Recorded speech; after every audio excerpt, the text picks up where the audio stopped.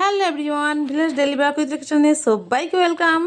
আজকে তো একটা ভীষণ আনন্দের খবর আছে আর খুশির খবর আছে, তাই জন্য আমার মুখ আজ এত হাসি দেখা। দেখো, যার জন্য এত হাসি, যার জন্য এত আনন্দ, তাকে নিয়ে চলে এসেছি তোমাদের সামনে। চলো দেখো, বলো তো এটা কে বলো তো কে? যে নতুন গেস্ট এসছে আমাদের বাড়িতে। ছোটবেলার পুরানো অনেক স্মৃতি জড়িয়ে আছে একে নিয়ে।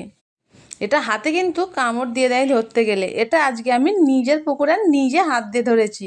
আর চলো তোমাদেরকে ছোটবেলার কিছু গল্প শোনাই। আগে যখন মাঠে অনেক জল জমতো, সেই জলের মধ্যে তখন এই কাঁকড়াগুলো খুব দেখা যেত আর খুব উঠতো। আর আমরা তখন স্কুল থেকে ছুটে চলে আসতাম, চলে এসে ব্যাগটা রেখে কোনো রকমে একটু খাওয়া দাওয়া করে নিতাম। নেওয়ার পরে যতটা সম্ভব তাড়াতাড়ি সবাই দল বেঁধে চলে যেতাম ওই মাঠের মধ্যে কাঁকড়া ধরতে। আর তখন সবাই মিলে, সব ভাই বোনরা মিলে একসঙ্গে মাঠে গিয়ে কাঁকড়া ধরার আনন্দটা অনেকটাই বেশ ভালো লাগাচ্ছিল। আর এখন আমরা সবাই যে যার বাড়িতে থাকলেও এখন খুব মিস করি সেই সময়কার দিনগুলোকে। আজকের একটা মাত্র কাঁকড়া পেয়ে আমি এত খুশি হয়েছি। আর তখন ব্যাগ ভরে ভরে কাঁকড়া নিয়ে আসতাম।